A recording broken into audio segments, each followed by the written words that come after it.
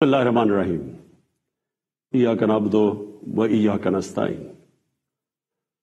میرے پاکستانیوں، میں آپ کے سامنے آج حاضر اس لیے ہوا ہوں کہ دنیا میں بڑی تیزی سے صورتحال بدل رہی ہے اور اس کے پاکستان کے اوپر اثرات ہیں۔ سب سے پہلے میں شروع کرنا چاہتا ہوں پاکستان کی فارن پالیسی سے۔ میں نے 2 دورے کیے، ایک چائنا کا اور ابھی رشیا کا، روس کا۔ تو میں جو آج آپ کے سامنے سب سے پہلے بات واضح کرنا چاہتا ہوں وہ یہ کہ میرے ماں باپ ایک غلام ہندوستان میں پیدا ہوئے تھے، اور جب بھی میں بڑا ہو رہا تھا انہوں نے یہ احساس دلوایا کہ میں کتنا خوش قسمت ہوں کہ میں ایک آزاد ملک میں پیدا ہوں۔ اور جب سے میں نے سیاست شروع کی، بلکہ اس سے پہلے بھی، میری ہمیشہ یہ خواہش تھی کہ پاکستان کی جو فارن پالیسی ہو وہ آزاد ہو۔ اب آزاد فارن پالیسی کا کیا مطلب ہے؟ آزاد فارن پالیسی کا مطلب یہ ہوتا ہے کہ ایک قوم اپنے لوگوں کے فائدے کے لیے فارن پالیسی بنائے، وہ فارن پالیسی نہ بنے جو کسی اور کا فائدہ کرے اور اپنے ملک کو نقصان پہنچا دے۔ اور میں آپ کو اس غلط فارن پالیسی کی مثال دینا چاہتا ہوں کہ جو ہم نے امریکہ کے ساتھ اس کی وار آن ٹیرر میں جب حصہ لیا، تو میں شروع سے کہتا گیا، میری پارلیمنٹ میں تقریریں ہیں کہ ہماری اس جنگ سے کوئی تعلق نہیں تھا، کوئی پاکستانی ملوث نہیں تھا۔ 9/11 میں ہمارا کوئی اس سے لینا دینا نہیں تھا۔ تو میں تب سے کہتا گیا کہ ہمیں اس میں شرکت نہیں کرنی چاہیے۔ ہم نے پہلے امریکہ کے ساتھ کی جنگ میں شرکت کی، سوویت یونین کے خلاف جب وہ افغانستان میں جہاد میں شرکت کی، اور پھر 10 سال کے بعد جب پھر شرکت کی 9/11 کے بعد امریکہ کے ساتھ اس کی جنگ میں، تو جب ہم تب شرکت کر رہے تھے کہ جہاد تھی کہ افغانستان میں کوئی فورن آکوپیشن ہوئی تو اس کے خلاف جہاد ہے، لیکن اب جب امریکہ افغانستان میں آ گیا تو اس کے خلاف دہشت گردی تھی۔ اس پالیسی کے میں شروع سے خلاف تھا، اور بدقسمتی سے یہ فارن پالیسی پاکستانیوں کے فائدے کے لیے نہیں کی گئی۔ اس کی وجہ سے 80,000 پاکستانیوں کی شہادتیں ہوئی، ہمارے 35 لاکھ لوگوں کی نقل مکانی ہوئی، قبائلی علاقہ تباہ ہوا، ہمیں $150 ارب سے زیادہ ملک کو نقصان ہوا۔ لیکن جو اس کی سب سے شرمناک بات کیا تھی کہ دنیا کی تاریخ میں پہلی دفعہ ایک ملک کسی کی حمایت میں جنگ لڑ رہا ہے اور وہ ملک اسی ملک کے اوپر بمباری کر رہا ہے۔ ہمارے ملک میں 400 سے زیادہ ڈرون اٹیکس کیے گئے، ہمارے دوست کے جس کے لیے ہم جنگ لڑ رہے تھے۔ اس سے بھی زیادہ شرمناک چیز کیا ہے کہ ملٹری ڈکٹیٹرز تو ہمیشہ تاریخ ہے پاکستان کی کہ وہ ہمیشہ چاہتے ہیں کہ دنیا ان کو ایکسیپٹ کرے، ان کو مانے، ان کو لیجیٹمائز کرے، اور وہ ہمیشہ آسان ہوتے ہیں سپر پاورز کے لیے استعمال کرنا۔ لیکن جنرل مشرف کے دور میں تو صرف 10 ڈرون اٹیکس ہوئے، لیکن جو 2 ڈیموکریٹک لیڈرز آئے، آصف زرداری اور نواز شریف، 10 سال، ان کے 10 سال میں 400 ڈرون اٹیکس ہوئے۔ اب میں سوال یہ، اور میں پھر سے واپس آتا ہوں کہ آزاد فارن پالیسی کیا ہوتی ہے؟ آزاد فارن پالیسی تو یہ ہونی چاہیے تھی کہ یہ 2 ڈیموکریٹک لیڈرز کو امریکہ کو کہنا چاہیے تھا کہ ہمارے جب آپ بمباری کر رہے ہیں، ہمارے لوگ مار رہے ہیں، اس میں عورتیں بچے مار رہے ہیں، بے قصور لوگ مار رہے ہیں، تو کیا 2 ڈیموکریٹک لیڈرز کو سٹینڈ لینا چاہیے تھا اس کے اوپر؟ ایک سٹیٹمنٹ نہیں دی دونوں نے، بلکہ آصف زرداری نے اس کو ایک باب وڈورڈ جو بہت بڑا صحافی ہے امریکہ کا، وہ اپنی کتاب میں لکھتا ہے کہ آصف زرداری نے امریکہ کے آرمی چیف کو کہا کہ کولیٹرل ڈیمیج سے مجھے کوئی فرق نہیں پڑتا جو ڈرون اٹیک سے جو بے قصور لوگ مرتے ہیں۔ اور یہ کیوں ہے؟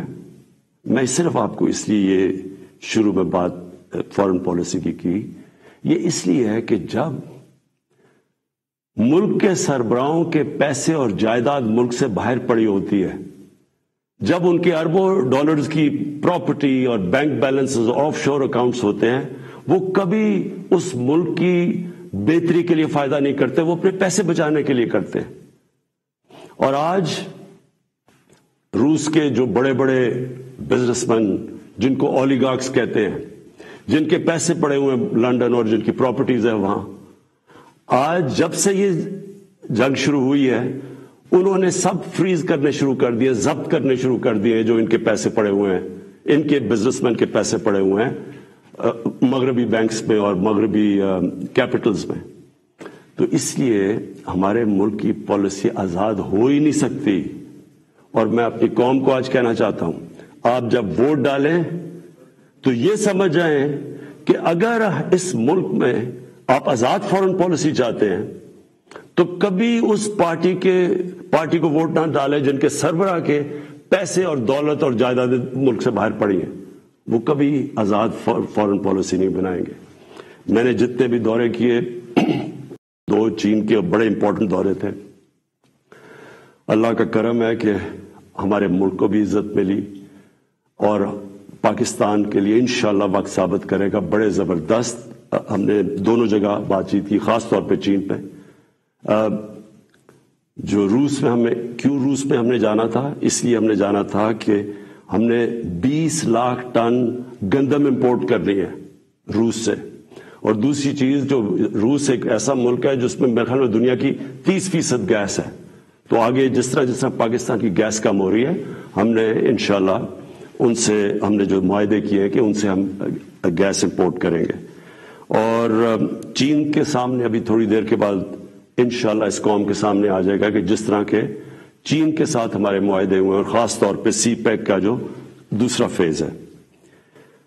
اب دوسری بات صرف میں نے مختصر کرنی تھی، اس سے پہلے میں جو ملک کے مسائل کے ہم نے حل سوچے، میں نے اور میری ٹیم نے، وہ آپ کے سامنے رکھوں گا۔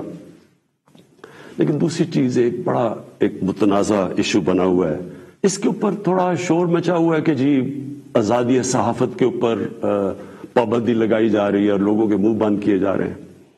میں پہلے آپ کو ایک چیز واضح کر دوں، پیکا لا آپ سب کو یہ بتا دوں کہ یہ 2016 میں بنا تھا، اس پہ صرف ہم ترمیم کر رہے ہیں۔ جو سربراہ ملک کا جس نے کرپشن نہیں کی، جو ملک کا سربراہ ملک کے قانون نہیں توڑتا، اس کو کبھی آزاد صحافت سے، میڈیا سے کوئی خطرہ نہیں ہے۔ آج آپ اٹھا کے دیکھ لیں، پاکستان کے اخبار، میڈیا دیکھ لیں،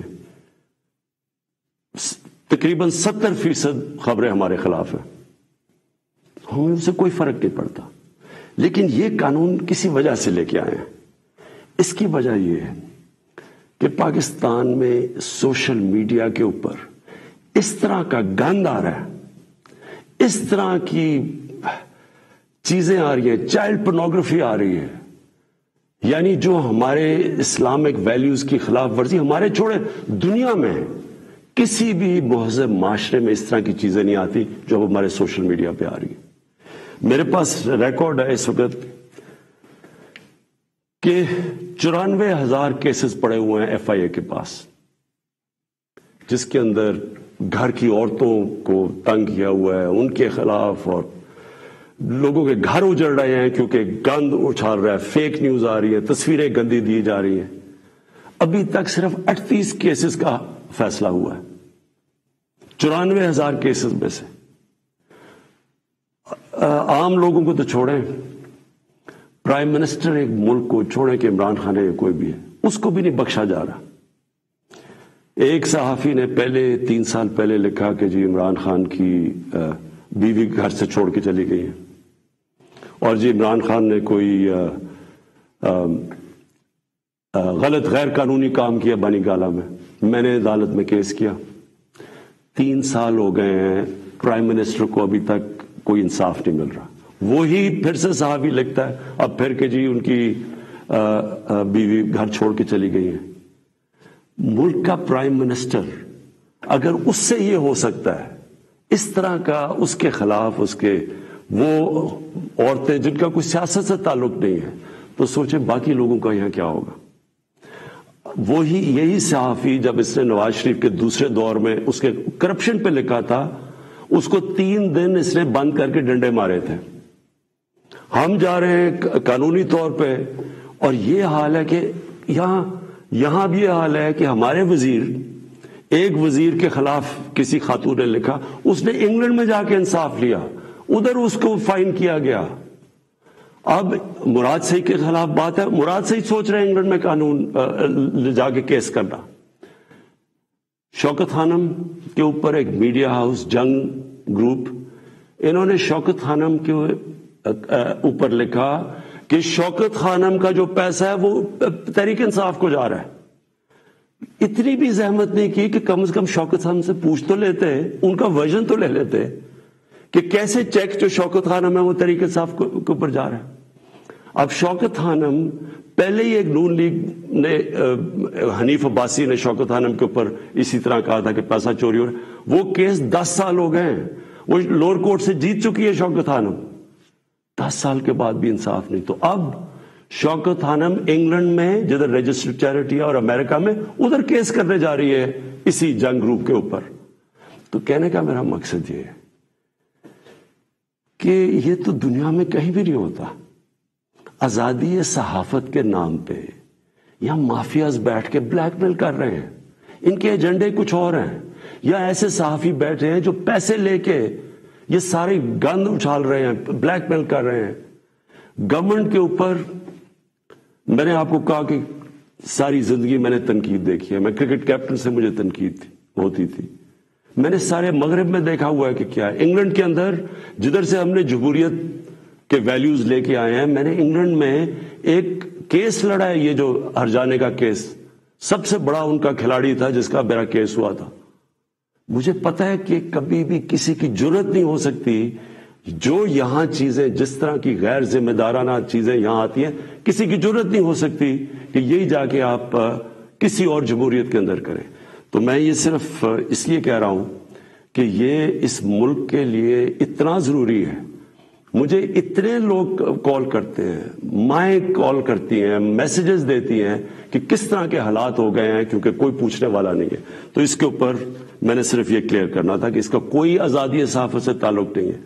جو اچھے صحافی ہیں وہ خوش ہوں گے کہ فیک نیوز ختم ہو، وہ تو ان کی تو کریڈیبلٹی ہوتی ہے کہ صحیح اور اچھی صحافت تو ایک اثاثہ ایک معاشرے کا. ان کی جو تنقید ہوتی ہے وہ ہمارے پرائم منسٹر وزیروں کو آگاہ رکھتی ہے کہ ہم نے کیا کرنا ہے، ہم کیا غلطیاں کر رہے ہیں. لیکن یہ بلیک میل کرنا، گند اچھالنا، گھر کی عورتوں کو اس طرح کی چیزیں کہنی. پرائم منسٹر، ملک کا پرائم منسٹر، اب یہ 3 مین اخبار ہیں یہاں. میں نومینیٹ کرتا ہوں آزاد کشمیر کا پرائم منسٹر جب ہماری پارٹی الیکشن جیتتی ہے. 3 مین اخباروں کے فرنٹ پیج پہ آتا ہے کہ جی وہ جادو ٹونے سے یا پتہ نہیں ستارے دیکھ کے اس کو آزاد کشمیر کے پرائم منسٹر کو سلیکٹ کیا گیا. یہی چیز کہیں بھی انگلینڈ اور مغرب کے اخباروں میں کرتی ہے. میں آپ کو یقین دلاتا ہوں کہ ان کے اوپر اتنا بڑا ہرجانہ ہونا تھا کہ ان کی شاید اخبار ہی بند ہو جاتے.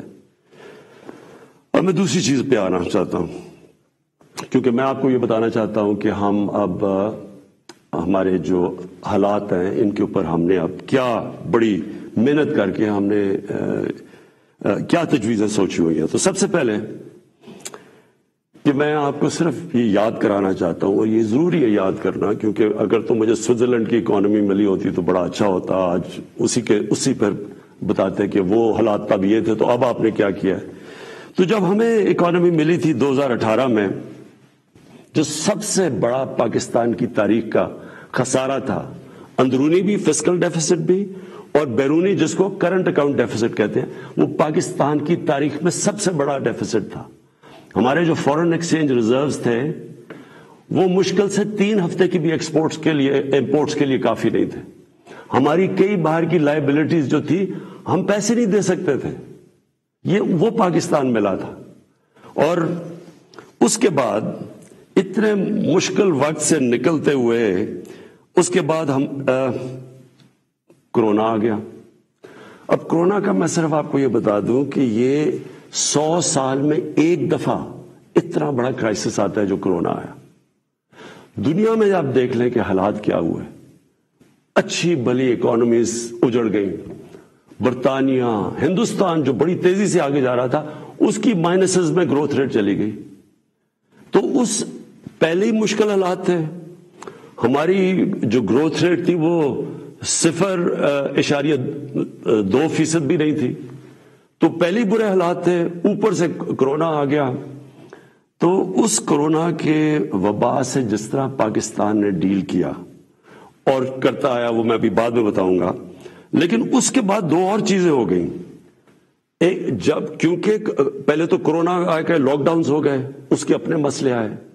اس کے بعد جب لاک ڈاؤن اٹھنے شروع ہوئے تو سپلائی لائنز افیکٹ ہوئی تھی. اس سے ایک کموڈٹی سپر سائیکل کہتے ہیں، یعنی جو کموڈٹیز تھیں وہ تاریخی مہنگی ہو گئی.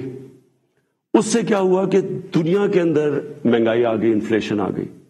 تو میں صرف آپ کے سامنے رکھنا چاہتا ہوں کہ اب میں صرف اس لیے بتا رہا ہوں کہ ہم کوئی دنیا سے علیحدہ تو نہیں ہے نا جی. کئی چیزیں ہیں جن کو ہم امپورٹ کرتے ہیں. تیل ہے، گھی ہے، 70% امپورٹ کرتے ہیں. دالیں امپورٹ کرتے ہیں 70%. یہ ساری جتنی چیزیں تھیں، اور بجلی جو ہماری ہے وہ اگر آپ 60% جو بجلی ہے وہ امپورٹڈ فیول سے بنتی ہے، یعنی یا کوئلے پہ یا گیس پہ اور یا پھر تیل پہ. تو سب مہنگی ہو گئی. لیکن میں پہلے آپ کو بتانا چاہتا ہوں کہ جو ہمارے سے بڑے مضبوط ملک تھے ان کے کیا حالات ہوئے. سب سے پہلے امریکہ کی سب سے تکڑی اکانومی سمجھی جاتی ہے.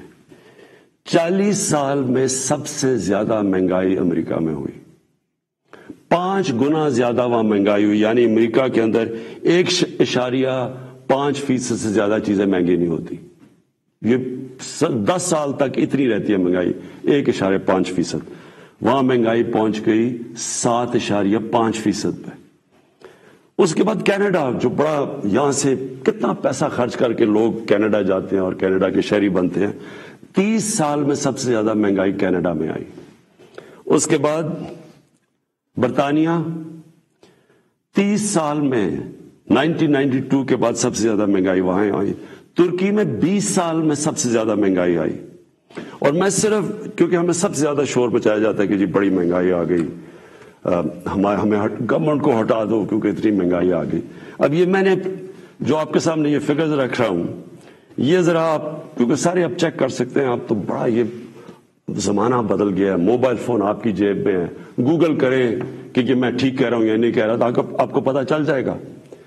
اب ذرا یہ سنیں، پیپلز پارٹی کی پہلے دور میں 71 سے لے کے 77 تک 13.9% اوسط مہنگائی ہوئی اس دور میں.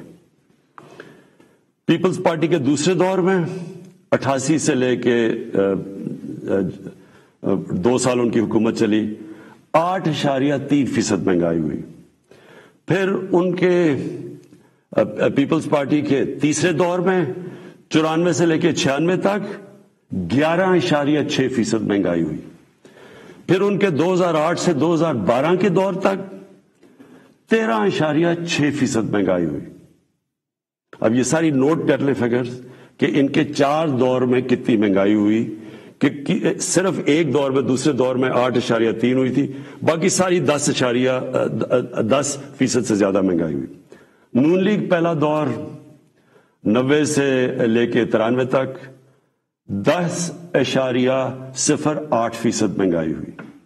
دوسرے دور میں 97 سے لے کے 99 تک 7.2% مہنگائی ہوئی.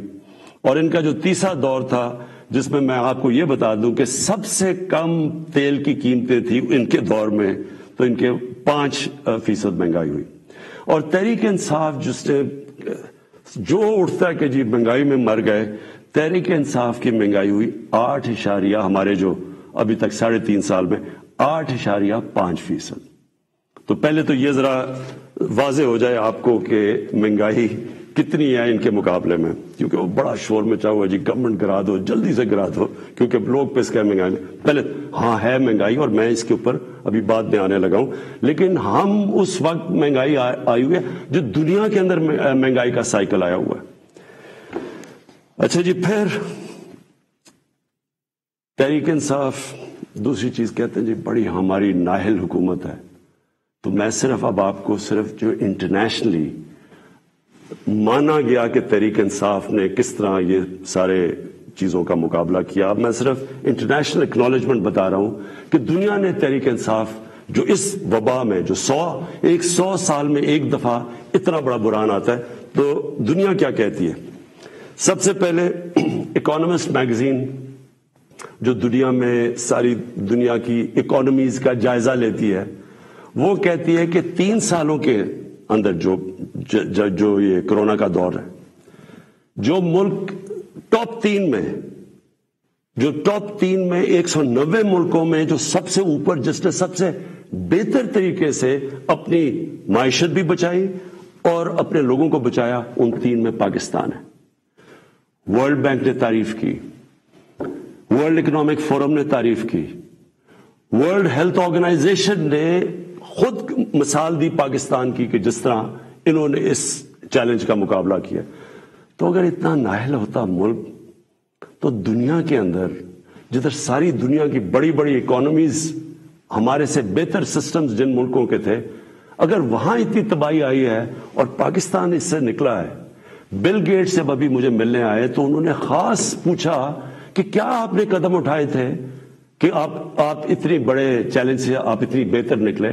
وہ باقاعدہ NCOC جدھر سے ہمارا سارا یہ کنٹرول ہم کرتے تھے، باقاعدہ وہاں گئے، انہوں نے تعریفیں کی اور پھر یہ بھی تعریف کی کہ ایک طرف ہم کرونا سے لڑ رہے تھے اور دوسری طرف اب پچھلے سارے سال میں کوئی پاکستان میں پولیو کا کیس نہیں ہوا. تو یہ اگر حکومت اتنی نااہل تھی. پھر اس کے بعد جو ہمارا احساس پروگرام ہے، احساس پروگرام کو ورلڈ بینک نے دنیا کے 4 ٹاپ پروگرامز کے اندر کہا گیا کہ جو سب سے بہترین احساس پروگرام تھا اس مشکل وقت میں، جنہوں نے لوگوں کے لیے آسانیاں پیدا کری، وہ تھا. پھر اس کے علاوہ میں صرف ایک اور بھی ایڈ کرنا چاہتا ہوں کہ کبھی ہمارے سے پہلے مجھے بتائیں یہ 2 جماعتیں، کبھی انٹرنیشنلی کسی چیز میں ان کی کوئی تعریف کی گئی ہو؟ کلائمیٹ چینج کے اندر برطانیہ کے پرائم منسٹر نے یونائٹڈ نیشنز جنرل اسمبلی میں پاکستان کی تعریف کی کہ پاکستان جس طرح کلائمیٹ چینج سے جو اگلا بہت بڑا مسئلہ دنیا کو آ رہا ہے، اس نے صرف اور صرف پاکستان کی تعریف کی. اچھا جی، اس کے بعد میں جو آپ کے سامنے جو ابھی چیزیں لے کے آ رہا ہوں کہ ہم نے کرنا کیا ہے تاکہ آپ سب، میری ساری قوم تیار ہو جائے اس کے لیے.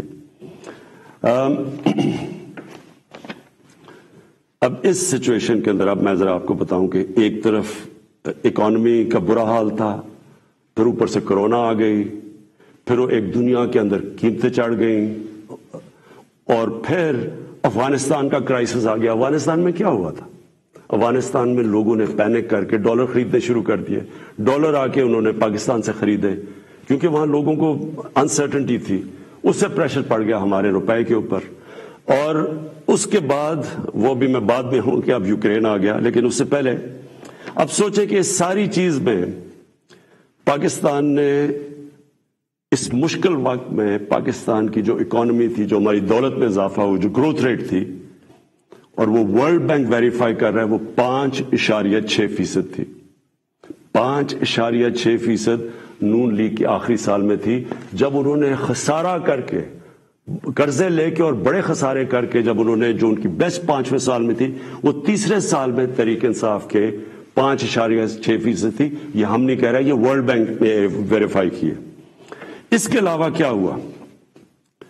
پاکستان کی دولتوں میں یہ کیسے اتنی زیادہ ہماری گروتھ ریٹ بنی؟ پاکستان کی تاریخ میں سب سے زیادہ ریمیٹنسز بیرون ملک پاکستانیوں نے بھیجی، 31 ارب ڈالر. یہ تقریباً 10 ارب ڈالر زیادہ تھی جو کہ ہمارے سے پہلے ریمیٹنس بھیجتے تھے. پاکستان کی تاریخ کی سب سے زیادہ ایکسپورٹس کی گئی. پچھلے 5 سال میں جو پچھلا نون لیگ کا دور تھا، ایکسپورٹس وہیں کی وہیں تھی. میں آپ کے سامنے ایک یہ رکھتا ہوں، یہ میں چاہتا ہوں کہ یہ ذرا آپ گراف دیکھ لیں. اس گراف میں آپ کو یہ نظر آئے گا کہ 2000 سے گراف ہے اور 2020 تک. اس گراف کے اندر آپ دیکھیں گے کہ یہ روانڈا اسی دور میں کدھر سے کدھر چلا گیا، वियतनाम उस दौर में किधर से किधर चला गया, चाइना उस किधर गया, हिंदुस्तान किधर गया, बांग्लादेश किधर गया, और पाकिस्तान सबसे नीचे। यानी हमारी एक्सपोर्ट्स बढ़ी नहीं, और जब तक एक्सपोर्ट्स ना बढ़े वो मुल्क आगे बढ़ ही नहीं सकता। तो हमने, मुझे और फख्र है इस चीज पे कि 38 अरब डॉलर की पाकिस्तान की तारीख में सबसे ज्यादा हमने एक्सपोर्ट्स की, इन सारे चैलेंजेस के बावजूद। फिर हमारी जो टैक्स कलेक्शन है, कोई सोच भी नहीं सकता था कि जब लॉकडाउन हुए हों और इकोनॉमी स्लो हुई हो, उस दौर में पाकिस्तान की जो टैक्स कलेक्शन है वो 6000 अरब रुपए से ज्यादा हुई। रिकॉर्ड है पाकिस्तान की तारीख में, और ये ग्रोथ थी 31% हमारी टैक्स कलेक्शन की ग्रोथ हुई। और फिर से मैं रिपीट करता हूं, ये सारी जितने भी मैं अदाद शुमार आपको दे रहा हूं अपने मोबाइल फोन के ऊपर, ये सब चेक कर सकते हैं। फिर जो 4 बड़ी पाकिस्तान की फसलें थी, गंदम, चावल, शुगर, गन्ना और मकई, पाकिस्तान की तारीख में सबसे ज्यादा इनकी प्रोडक्शन ही नहीं हुई इन 4 की, क्योंकि हमने पैकेज दिए हुआ था अपने किसानों को। कीमत भी सबसे ज्यादा मिली। तो सिर्फ किसानों के पास पहली दफा 1100 अरब रुपया इजाफी पैसा गया किसानों के पास।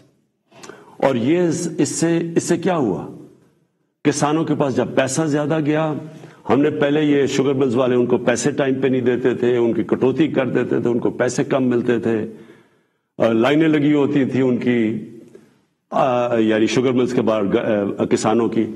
क्योंकि हमने कानून पास किए और हमने उनको सही पैसा दिलवाया, उनको कीमत मिली, टाइम पे मिली, उन्होंने अपनी पैसा लगाया जमीन पे, उसकी वजह से ये पाकिस्तान की तारीख में और भी हमने कदम उठाए, किसान कार्ड है, लेकिन उसकी वजह से हमारी इतनी ज्यादा रिकॉर्ड प्रोडक्शन हुई। फिर हमारी जो लार्ज स्केल मैन्युफैक्चरिंग इंडस्ट्री थी, उनको हमने इंसेंटिव्स दिए, 7.4% उधर हुई। हमारी जो टॉप पाकिस्तान की 100 कंपनीज थी, उन्होंने 930 अरब रुपए का प्रॉफिट जो रिकॉर्ड कमाया, इससे कभी इतना ज्यादा प्रॉफिट उन्होंने नहीं कमाया। और मैं चाहता हूं कि यहां लोग बड़े बड़े मुनाफे करें, ताकि और इन्वेस्टर्स आए, ताकि और खुशहाली आए, ताकि और मुल्क की दौलत में इजाफा हो। पाकिस्तान का जो प्राइवेट सेक्टर है, उसकी क्रेडिट, यानी उन्होंने जो कर्जे लिए हैं, वो पाकिस्तान की तारीख में सबसे ज्यादा लिए, 1400 अरब रुपया। उसके बाद पाकिस्तान की जो ट्रैक्टर सेल थी, ये रिकॉर्ड हुई, 20% पिछले साल से ज्यादा ट्रैक्टर्स बिके। ट्रक्स 81% ट्रक्स और बसेस ज्यादा बिकी पाकिस्तान में। टेक्सटाइल की एक्सपोर्ट पाकिस्तान की तारीख में सबसे ज्यादा हुई, 16 अरब डॉलर, और हमारी मेन एक्सपोर्ट ही टेक्सटाइल है। तेल की कंजम्पशन, यानी हमारा जो तेल 15% बढ़ गई पाकिस्तान में तेल की कंजम्पशन। क्यों? क्योंकि एक्टिविटी बढ़ गई, बिजनेस एक्टिविटी बढ़ गई। कंस्ट्रक्शन सेक्टर के अंदर, क्योंकि हमने कंस्ट्रक्शन सेक्टर को उठाया था सबसे पहले, उसमें 1500 अरब रुपया कंस्ट्रक्शन सेक्टर के अंदर गया, और जिसकी वजह से आपने देखा कि जो हमारे रोजगार, लोगों का रोजगार भी बढ़ा। और फिर जो हमारा फॉरेन एक्सचेंज था, जो हमें सबसे कम फॉरेन एक्सचेंज रिजर्व्स रह गए थे, हमारे 23.2 अरब डॉलर के फॉरेन एक्सचेंज रिजर्व, तकरीबन पाकिस्तान की तारीख में सबसे ज्यादा हमारे फॉरेन एक्सचेंज रिजर्व्स हैं। लेकिन हमने ये फैसला किया, मेरे पाकिस्तानियों, हमने ये फैसला किया कि हम ये समझ रहे थे कि ये जो एकदम कीमतें ऊपर गई हैं तेल की और कमोडिटीज की दुनिया के अंदर, तो हम ये समझ रहे थे कि अब नीचे आनी शुरू हो जाएंगी। लेकिन जो यूक्रेन के अंदर हो रहा है और ये जो जंग हुई है, तो अब मुझे खौफ है कि ये, और हमने आपस में डिस्कस किया कि अभी कीमतें बाहर नीचे नहीं आएंगी, क्योंकि ये सबको पता है कि जैसे ही ये होती है जंग, तो तेल की कीमत भी ऊपर, और फिर 30% दुनिया की गैस वहां से आती है, गैस की भी कीमत और ऊपर चली जाएगी। और गंदम, हमने जो रूस को कहा हुआ कि हमें 20 लाख गंदम चाहिए, तो गंदम की अभी कीमत ऊपर चली गई है। तो हमने एक फैसला किया, हमने ये फैसला किया कि हम इस मुल्क में जो सबसे बड़ा मसला है इस वक्त, वो है तेल का, पेट्रोल और डीजल का, और इनकी अगर कीमतें और ऊपर चली गई तो लोगों के ऊपर और बोझ पड़ जाएगा। لیکن میں آج آپ کو یہ بتا دوں کہ پاکستان میں جو آج بھی پٹرول اور ڈیزل کی قیمتیں ہیں، یہ نوٹ کر لیں. جب اپوزیشن والے یہ کہتے ہیں کہ جی اوہو بڑا مہنگا ہو گیا پٹرول اور ڈیزل، کبھی مجھے ذرا یہ بتائیں کہ وہ ان کے پاس اس کا کیا حال ہے. ہمیں باہر سے امپورٹ کرنا پڑتا ہے، تیل اوپر چلا جائے ہم اس کے بعد کیا کریں؟ یعنی اگر ان کے پاس کوئی حل ہے تو ہمیں بتا دیں، کیونکہ اس وقت بھی پاکستان دنیا کے 190 ملکوں میں سے 25ویں نمبر پہ ہے جدھر ابھی بھی ہمارا تیل اور پٹرول اور ڈیزل سب سے کم بک رہا ہے. میں آپ کو ذرا بتا دوں کہ ترکی میں اس وقت ہمارا پاکستان میں 160 روپے لیٹر ہے، ہندوستان میں 260 روپے لیٹر ہے، بنگلہ دیش میں 185 روپے لیٹر ہے، ترکی میں 200 روپے لیٹر ہے. اور اگر ہم 70 ارب روپے کی ہر مہینے سبسڈی دیتے ہیں، یعنی گورنمنٹ سبسڈائز کرتی ہے، اگر ہم یہ نہ کریں 70 ارب روپے کا، تو آج پاکستان کے اندر پٹرول ہو 220 روپے لیٹر کا. میرے پاس اوگرا کی سمری آئی، انہوں نے کہا کہ 10 روپے زیادہ آپ کو 1 لیٹر پٹرول اور ڈیزل بڑھانا پڑے گا کیونکہ دنیا میں تیل مہنگا ہو چکا ہے. تو میں آج آپ کے سامنے بڑی خوشخبری سنانا چاہتا ہوں کہ بجائے 10 روپے بڑھانے کے ہم نے فیصلہ کیا ہے کہ 10 روپے پٹرول اور ڈیزل کو آج ہم کم کر رہے ہیں. اب پھر سے میں آپ کو بتاؤں کہ بجلی 60% امپورٹڈ فیول سے بنتی ہے، جو میں آپ کو پہلے بتا چکا ہوں. جیسی باہر گیس مہنگی ہوتی ہے، کوئلہ مہنگا ہوتا ہے، تیل مہنگا ہوتا ہے، تو یہاں ہمارا جس کو کہتے ہیں فیول ایڈجسٹمنٹ چارج وہ بن جاتا ہے، ہماری بھی چیزیں اوپر چلی جاتی ہیں. ہم نے یہ بھی فیصلہ کیا کہ ہم اپنے لوگوں کو اب اس سے بچائیں گے. اگر ڈیمز بنا لیتے پہلے تو پاکستان کو تو بڑی سستی بجلی ملتی تھی، کیونکہ پانی سے جو بجلی بنانی ہے وہ ہمارے لیے، ہمیں تو کوئی فرق ہی نہیں پڑتا کہ باہر مہنگائی ہو یا نہ ہو. لیکن کوئی ڈیمز نہیں بنائی، 50 سالوں میں پاکستان میں کوئی ڈیمز نہیں بنی. ہم 10 ڈیمز بنا رہے ہیں پاکستان میں، اور انشاءاللہ اگلے 5 سے 10 سالوں کے اندر یہ ساری ڈیمز آ جائیں گی، اور اس سے انشاءاللہ ہمیں اگر باہر قیمتیں بھی بڑھیں گی تو انشاءاللہ ہم بچ جائیں گے اس سے. تو میں بجلی کا اب ہم نے فیصلہ کیا ہے کہ 5 روپے یونٹ ہم بجلی کم کر رہے ہیں. 5 روپے یونٹ بجلی کم کرنے کا مطلب کہ 20% سے 50% آپ کے بجلی کے بل کم ہوں گے. اور یہ بھی ہم اس کے لیے سبسڈی اور بڑی محنت سے اور جگہ سے ہم نے سبسڈی نکالی ہے. اور میں یہ کیونکہ سب سے بڑا مسئلہ لوگوں کو ہوتا ہے بجلی اور پٹرول اور ڈیزل، اس کی وجہ سے ساری چیزیں مہنگی ہو جاتی ہیں. تو ہم نے یہ فیصلہ کیا کہ ہم اگلے بجٹ تک ان 2 چیزوں کے اوپر ہم اب کوئی اضافہ بھی نہیں کریں گے، اور اس سے پہلے ہم نے یہ ان کو کم بھی کر دیا. 5 روپے یونٹ بجلی اور 10 روپے بلکہ 20 روپے پورا بنتا ہے پٹرول اور ڈیزل کا. پھر ہم نے احساس پروگرام کی، جو نچلے طبقے کے اوپر جو ہم 12,000 روپے دیتے تھے، جو 80 لاکھ خاندان کو ہم دیتے ہیں، اس کو ہم نے 12,000 سے 14,000 پہ کر دیا. پھر ہم نے ایک اور کام کیا نوجوانوں کے لیے جو گریجویٹس ہیں، جس نے BA کی ہوئی ہے، جس کے پاس نوکری نہیں ہے. ہم نے فیصلہ کیا کہ ہم ان کو انٹرنشپ دلوائیں گے. 30,000 روپے جو بھی گریجویٹ ہوگا اس کو کہیں انٹرنشپ دلوائیں گے تاکہ ان کو کم از کم کوئی پیسہ ملے. پھر ہم نے اسکالرشپس کا میں آپ کو بتا دوں 26 لاکھ ہم نے اسکالرشپس ہم صوبے جو ہمارے نیچے صوبے ہیں اور جو سینٹر ہے، اور اس کے اوپر 38 ارب روپیہ ہم خرچ کر رہے ہیں. یہ اب پرائم منسٹر کے جو پورٹل ہے اس کے اوپر اب سارا کنٹرول ہوگا. سارے میرٹ کے اوپر ہم خود چیک کریں گے، پوری کمیٹی بنائی ہوئی ہے اکیڈمکس کی، میرٹ پہ ملیں گے، اور کوئی بھی کسی کو مسئلہ ہوگا وہ اس پورٹل کے اوپر آئے گا. لیکن پھر اب جو IT سیکٹر جو فیوچر ہے ہمارے نوجوانوں کا، جس طرح دنیا جا رہی ہے ٹیکنالوجی کی ریولوشن، یہ ذرا آپ سنیں. IT سیکٹر کے لیے اس میں IT کمپنیز بھی ہیں اور فری لانسرز بھی ہیں. پہلی چیز، ان کو 100% ہم نے ٹیکس معاف کر دیا. پھر سے سن لیں، IT سیکٹر کے اوپر چاہے وہ کمپنیز ہیں یا فری لانسرز ہیں، 100% ان کو ہم نے ٹیکس پہ چھوٹ دے دی. دوسری چیز، فورن ایکسچینج. اب تک ان کا ہم نے کوئی کنڈیشنز لگائی ہوئی تھی کہ اتنا فورن ایکسچینج آپ کو پاکستان میں رکھنا ہے.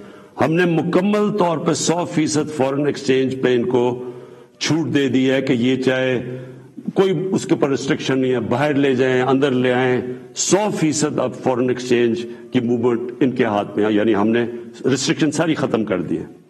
اور تیسری چیز، جو سٹارٹ اپس ہیں، جو بھی آئی ٹی کی سٹارٹ اپس ہیں، ان کو 100% ہم نے کیپٹل گینز ٹیکس سے ختم کر دیا، یعنی ان کا ٹیکس ختم کر دیا سارے سٹارٹ اپس کا، جو کیپٹل گینز ٹیکس ہے۔ اس کے بعد انڈسٹریل پالیسی، اب یہ بھی پہلے ہم نے کنسٹرکشن پالیسی لے کے آئے تھے جس کی وجہ سے کنسٹرکشن میں پاکستان میں اٹھ گیا، اب ہم لے کے آ رہے ہیں آپ کے لیے انڈسٹریل پالیسی۔ انڈسٹریل پالیسی میں ہم کیا کر رہے ہیں کہ جو بھی انڈسٹری لگائے گا، جو بھی پیسے لگائے گا انڈسٹری کے اندر، اس سے کوئی سوال نہیں پوچھے جائیں گے۔ یہ ہم نے کنسٹرکشن میں بھی شروع میں یہ کیا تھا۔ اور جو سکھ انڈسٹری ہے اس کی ریوائول کے لیے، اس کے لیے ہم آپ کے سامنے پورا پروگرام ہے، ان کے لیے ٹیکس کی چھوٹ دیں گے ان کو، اس کے ساتھ انشاءاللہ کل میں لاہور کے اندر آپ کو پورا انڈسٹریل پالیسی کا پورا پیکج دے دوں گا۔ اور پھر تیسری چیز، جو اوورسیز پاکستانیز ہیں، جب بھی وہ پاکستان کی انڈسٹری میں انویسٹ کریں گے یا وہ پاکستان کے انڈسٹریلز کے ساتھ جوائنٹ وینچر کریں گے، ان کو 5 سال کا ٹیکس ہالیڈے ہم نے کر دیا، 5 سال تک کوئی ٹیکس نہیں دیں گے۔ پھر ہمارا کامیاب پاکستان پروگرام ہے، سود کے بغیر قرضے دیں گے بزنس شروع کرنے کے لیے نوجوانوں کو، سود کے بغیر کسانوں کو دیں گے قرضے، سود کے بغیر وہ اپنی زمین پہ پیسہ خرچ کر رہے ہیں، اور پھر سستا سبسڈائز، بالکل جو غریب لوگ اپنا گھر بنانا چاہتے ہیں ان کو بالکل سستا قرضہ دیں گے۔ اور یہ 407 ارب روپے کے قرضے ہیں جو یہ ان 3 ایریاز میں جائیں گے، لو کاسٹ ہاؤسنگ گھروں کے لیے، کسانوں کے لیے اور بزنس کرنے کے لیے شہروں میں 407 ارب کے قرضے یہ اگلے 2 سال میں ہم دیں گے۔ پھر آخری 2 چیزیں، ہم نے، مجھے بڑا فخر ہے کہ ہم نے بڑی مشکلوں سے پاکستان میں بینکوں کو راضی کیا، ان کے لیے ان کے سارے جو آسانیاں پیدا کی، سبسڈائز کیا کہ بینکس چھوٹے لوگوں کو قرضے دیں۔ ابھی تک تنخواہ دار لوگ، وہ ابھی تک ان کو بینک قرضے نہیں دیتے تھے، کمزور یعنی لو جو مزدور ہوتے ہیں، ویلڈر ہوتے ہیں، وہ کام کرنے والے، ان کی سوچ بھی نہیں سکتے اپنے لیے گھر بنانا۔ بڑی ہمیں 1 سال لگایا، ہم نے پوری ان کے لیے آسانیاں پیدا کی، گورنمنٹ نے سبسڈائز کیے قرضے، آسانیاں پیدا کی، تاکہ اگر ایک آدمی اپنے گھر میں جو ایک کرائے کا گھر لیتا ہے، جو کرائے کے اوپر پیسے دیتا ہے، اسی پیسوں کی وہ قسطیں بن جائے اور اس کا اپنا گھر ہو جائے۔ تو مجھے بڑی خوشی یہ ہے کہ بینکوں نے اب تک اس میں 150 ارب روپے کے لو انکم غریب لوگوں کی جن کی آمدنی نہیں ہے ان کو دے چکے ہیں اپروولز، جس میں 50 ارب روپیہ ان گھروں کے لیے دے چکے ہیں، یعنی وہ کام شروع ہو گیا، گھر بننے شروع ہو گئے۔ اور آخر میں صحت کارڈ میں، مجھے سب سے زیادہ فخر یہ ہے کہ ہمارے جو صوبائی چیف منسٹرز تھے، ان سب کو میں نے آگاہ کیا کہ یہ سب سے بڑی نعمت ہے ایک غریب گھرانے کے لیے کہ اس کے پاس ہیلتھ انشورنس ہو، جب بھی وہ ایک کوئی گھر میں بیماری ہو تو ان کو یہ خوف نہ ہو کہ ہم ہاسپٹل میں جا کے اپنا علاج نہیں کروا سکیں گے۔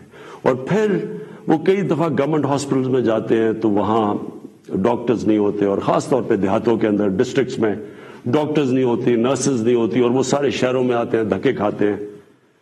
یہ جو صحت کارڈ ہے، یہ پاکستان کی تاریخ میں نہیں، یہ شاید ڈیولپنگ ورلڈ میں بھی، بلکہ ڈیولپڈ ورلڈ میں بھی اس طرح کا کہ آپ نے ہر گھرانے کو، ہر جو ہمارے صوبے ہیں سندھ کے علاوہ، کیونکہ پروونشل گورنمنٹس اس کا پیسہ دے رہی ہیں، ہر گھرانے کے لیے ہم انشاءاللہ مارچ کے آخر تک پنجاب میں ہر گھرانے کے پاس صحت کارڈ ہوگا، ہر خاندان 10 لاکھ روپے تک کسی بھی ہسپتال میں جا کے علاج کروا سکتا ہے۔ یہ ضروری ہے سمجھنا، پہلے تو ہوتا تھا گورنمنٹ ہاسپٹل، اب وہ پرائیویٹ ہاسپٹل میں جا کے علاج کروا سکتا ہے، اور ہر گھرانے کے پاس یہ صحت کارڈ ہوگا۔ اور انشاءاللہ یہ پورا ایک ہیلتھ سسٹم بن رہا ہے پاکستان میں. ابھی سے چھوٹے چھوٹے ہاسپٹل دیہاتوں میں جانا شروع ہو گئے, کیونکہ دیہاتوں میں ہمارے گورنمنٹ ہاسپٹل میں ڈاکٹرز نہیں ہوتے کئی دفعہ, تو پرائیویٹ سیکٹر جانا شروع ہو گیا. اور میری یہ خواہش تھی کہ پاکستان میں ایک پورا جال بچ جائے ہاسپٹلز کا. تو گورنمنٹ کے پاس تو کبھی بھی اتنا پیسہ نہیں آنا تھا, تو اب پرائیویٹ سیکٹر کے لوگ خود جائیں گے, کیونکہ اب ہیلتھ کارڈ ہوگا. غریب سے غریب گھرانے کے پاس بھی ہیلتھ کارڈ ہوگا, اور اگر ان کو گھر میں کوئی بیماری ہو وہ جا کے پرائیویٹ ہاسپٹل میں بھی اپنا علاج کروا سکتے ہیں.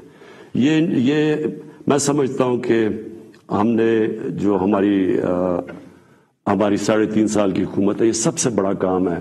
کیونکہ جب کوئی گھر میں ایک بیماری ہو اور آپ کے پاس پیسہ نہ ہو, تو اس سے زیادہ ایک خاندان کی بے بسی کا عالم نہیں ہوتا. میں آخر میں آپ کے سامنے, اپنی قوم کے سامنے یہ کہنا چاہتا ہوں کہ مجھے پتہ ہے یہ مشکل حالات ہیں. مجھے پتہ ہے کہ ہم نے یہ جو 3.5 سال گزارے ہیں, کبھی ایک مشکل سے نکلتے تھے, پھر دوسری مشکل, کبھی پلوامہ ہو گیا, تو کبھی کرونا ہو گیا, اور اس کے بعد پھر مسئلے, اور اب یوکرین کا مسئلہ آ گیا. لیکن یہ میں آج آپ کو کہتا ہوں کہ سارا وقت میری اور میری حکومت صرف ایک چیز سوچتی ہے کہ ہم آپ کے اوپر کس طرح یہ جو آپ کے اوپر بوجھ پڑا ہوا ہے یہ ہم کیسے کم کر سکتے ہیں.